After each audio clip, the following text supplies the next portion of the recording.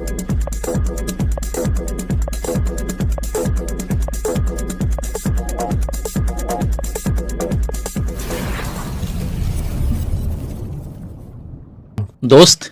जिस वक्त on passive का मार्केटिंग प्लान मार्केट में शेयर किया जा रहा था, उस वक्त लोगों से यही कहा जा रहा था कि अगर समय के साथ बदलाव नहीं किया गया तो आने वाले समय में आप बहुत पीछे रह जाएंगे सफलता की दौड़ में। आपको अंदाजा भी है इस बात का कि आर्टिफिशियल इंटेलिजेंस के पूरी दुनिया में हावी हो जाने के बाद आने वाले 8-10 सालों में दुनिया पूरी तरह से बदल गई रहेगी और आज चलने वाले लगभग 70 से 75% उद्योग धंधे बंद हो जाएंगे। इसलिए व्यक्ति को समय के अनुसार अपने व्यापार में, अपने स्वभाव में, अपने कामों में, अपने सोचने के तरीकों में भी बदलाव करते रहना चाहिए। अपने आप को time to time update and upgrade करते रहना चाहिए, वरना आने वाले वक्त में शायद शामिल भी नहीं रह पाएंगे सफलता की दौड़ में। किसी न किसी मीटिंग एंड वेबिनार के माध्यम से तमाम लीडर्स के द्वारा इसके लिए अनगिनत एग्जाम्पल भी पेश किए जाते थे हमारे सामने। जैसे 1998 में कोडक में करीब 1.25 लाख एम्प्लॉय काम करते थे और दुनिया का 85% फोटो पेपर बेचते थे। चंद सालों में ही डिजिटल फोटोग्राफी ने उनको मार्केट से पूरी तरह से बाहर कर दिया। कोडक एक तरह से दिवालिया हो गई और उनके सारे एम्प्लॉय सड़क पे आ गए।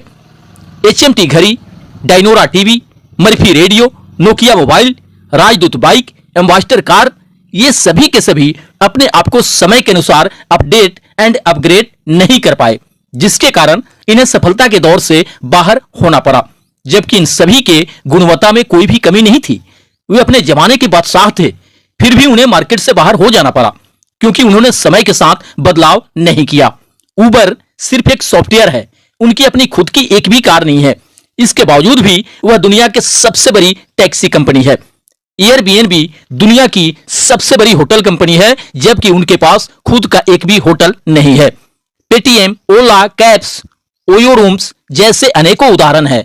यूएसए में अब युवा वकीलों के लिए कोई खास काम नहीं बचा है क्योंकि IBM वाटसन नाम के सॉफ्टवेयर पल भर में ही ज्यादा बेहतर एंड लीगल एडवाइस दे देता है। अगले 10 सालों में उम्मीद जताया जा रहा है कि 90% वकील बेरोजगार हो जाएंगे और जो 10% बचेंगे वे सुपर स्पेशलिस्ट होंगे। वाटसन नामक सॉफ्टवेयर मनुष्य की तुलना में कैंसर जैसे डिजीज का डायग्नोसिस 4 गुना एक्यूरेसी से करता है।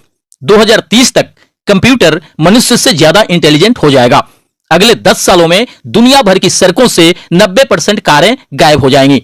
जो बचेंगी वो या तो इलेक्ट्रिक कारें होंगी या फिर हाइब्रिड। पेट्रोल की खपत लगभग 90% तक घट जाएगी।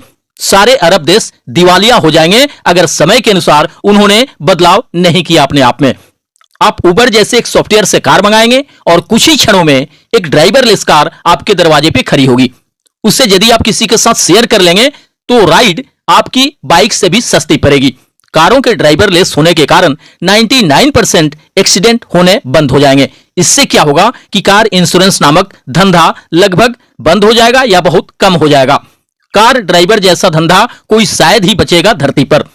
आज से 10-15 साल पहले कोई ऐसी जगह नहीं होती थी जहां पीसीओ ना हो। फिर जब सभी के जेब में मोबाइल फोन आने लगा तो पीसीओ बंद होने लगे। फिर उन पीसीओ वालों ने फोन का रिचार्ज बेचना शुरू कर दिया और अब तो रिचार्ज भी ऑनलाइन होने लगा है।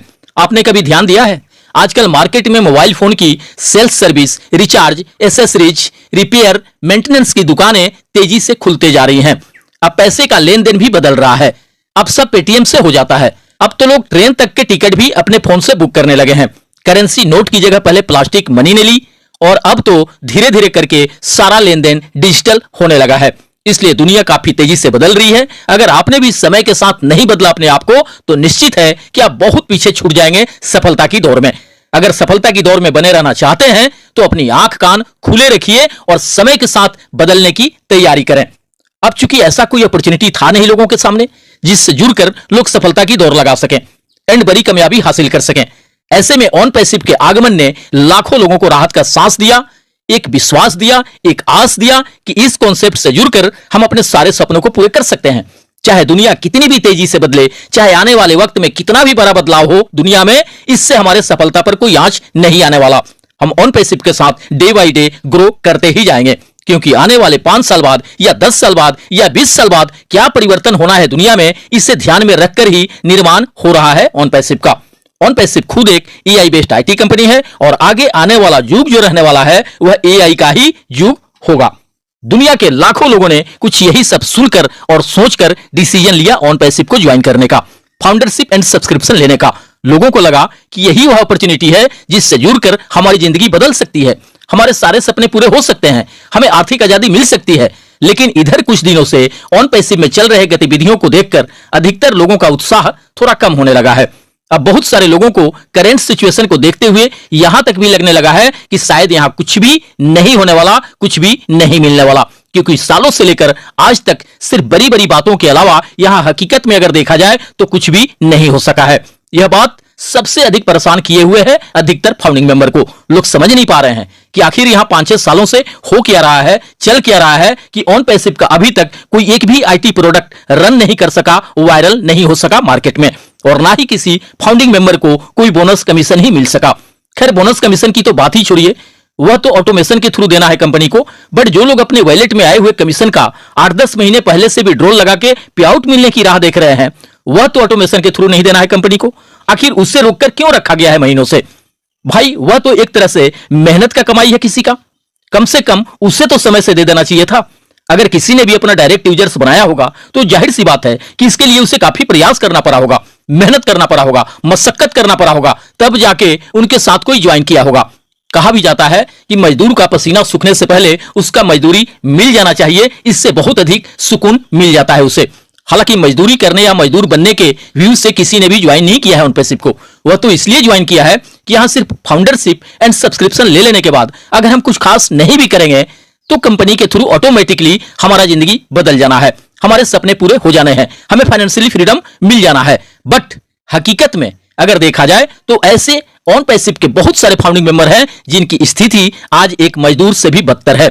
ऐसे सिचुएशन में जो लोग मेहनत करके डायरेक्ट यूजर्स बनाए हैं, जिनके डायरेक्ट सेल्स हुए हैं, कम से कम उनका पारिश्रमिक तो उन्हें अब तक मिल जाना चाहिए था।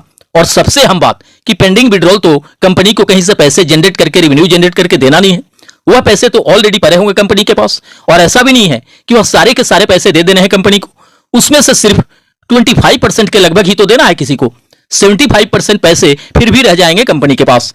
अब इस तरह की बातों से क्या हो रहा है कि बहुत सारे लोगों को लग रहा है कि जो कंपनी साल भर में लोगों के विड्रॉल तक नहीं दे पाई हो, वह भला लाखों लोगों को ऑटोमेटिक इनकम जनरेट करके कहां से देगी। जो लोग डायरेक्ट यूजर्स बनाए हैं, जिनके डायरेक्ट सेल्स हुए हैं, उन्हें तो महीनों बीत जाने के बाद भी पे आउट नहीं दे सकी कंपनी। तो ऐसे हालात में जो लाखों लोग एक भी यूजर्स नहीं बना सके हैं, जिनके एक भी डायरेक्ट सेल्स नहीं हुए हैं, जो एक तरह से पूरी तरह से सिंगल फाउंडिंग मेंबर हैं, ऐसे लोगों का भला क्या होगा। मोटिवेशन एंड बड़ी बड़ी बातें सुनकर लाखों लोग जुड़ तो जरूर गए, यहां लाखों लोग फाउंडरशिप एंड सब्सक्रिप्शन जरूर ले लिए, बट अब आगे सिर्फ मोटिवेशन एंड बड़ी बड़ी बातों से काम नहीं चलने वाला। अब हकीकत में वो सारा कुछ करके दिखाना होगा जो कि सालों से लेकर आज तक कहा गया है ऑन पैसिव में। नहीं तो किसी का भी निराश होना, नाराज होना, सशंकित होना या नाउम्मीद होना स्वाभाविक सी बात है। आज अधिकतर लोगों का यही कहना है कि जब ऑन पैसिव पूरी तरह से तैयार नहीं था लॉन्च होने के लिए, जब मिस्टर एस पूरी तरह से तैयार नहीं थे फाउंडिंग मेंबर को ऑटोमेटिक ट्रैफिक बोनस कमीशन देने के लिए, तो फिर ऐसी कौन सी मजबूरी थी लाखों फाउंडिंग मेंबर से साल भर पहले ही पैकेज बाई कराने की। जब सब कुछ रेडी हो गया रहता तभी पैकेज बाई कराया जाता, इससे किसी को भी कोई खास परेशानी नहीं होती। पहले जब मिस्टर एस नेक्स्ट वीक या नेक्स्ट मंथ में कुछ शुरू होने का अपडेट्स देते थे या अनाउंसमेंट करते थे, इससे किसी भी फाउंडिंग मेंबर को बहुत खुशी होती थी, यह सोचकर कि अब लगता है बहुत जल्द हमारा भाग्य बदलने वाला है, हमारी किस्मत चमकने वाली है। बट अब उस तरह के अपडेट मिलने से, अनाउंसमेंट करने से ऐसे बहुत कम ही फाउंडिंग मेंबर होंगे जिन्हें खुशी होती होगी या वो उत्साहित होते होंगे। क्योंकि रियल में अगर देखा जाए तो हमेशा से ही यहां कथनी और करनी में फर्क रहा है। अब चाहे उसके पीछे का वजह कुछ भी रहा हो, बट जो सामने होता है वही दिखता भी है। हालांकि जब से मिस्टर एस ने कहे हैं कि आपके सक्सेस शुरू होने में 6 महीने नहीं लगना है, 4 महीने भी नहीं लगना है, इससे लोगों को यही लग रहा है कि 2024 के ही अंदर अंदर वह सब कुछ होना शुरू हो जाएगा जिसका इंतजार है हमें। लेकिन मुझे जहां तक लगता है अगर 2024 में भी कुछ भी शुरू नहीं हो सका, 2024 में भी फाउंडिंग मेंबर के अकाउंट में कुछ भी पैसा नहीं आ सका, तो जाहिर सी बात है कि अधिकतर लोग ऑन पैसिव को भूल जाना ही मुनासिब समझेंगे। वे फिर से अपने पुराने दुखरे धंधे में लग जाएंगे। वे मान लेंगे कि हमने जो भी उम्मीदें लगाए थे, जो भी सपने संजोए थे ऑन पैसिव से, वे सब के सब टूट गए। अब कल्पनाओं में उड़ने से कहीं बेहतर होगा कि हकीकत में जो कुछ भी सामने है उसी में जीने का प्रयास किया जाए। इसलिए अब मिस्टर एस को कैसे भी करके यह भरपूर प्रयास करना चाहिए कि हमने जो भी वादे किए हैं, जो भी कमिटमेंट किए हैं लाखों फाउंडिंग मेंबर से, उसे किसी भी हाल में इस 2024 के अंत तक भी पूरा किया जा सके, ताकि हर एक फाउंडिंग मेंबर के अकाउंट में पैसा जा सके, हर एक फाउंडिंग मेंबर के मुरझाए चेहरे पे विजयी मुस्कान आ सके, हर एक फाउंडिंग मेंबर का जीवन पूरी तरह से खुशहाल हो सके। तो भविष्य की कामनाओं के साथ मिलते हैं नेक्स्ट वीडियो में। थैंक यू दोस्त, धन्यवाद। OnPassive, the future of internet.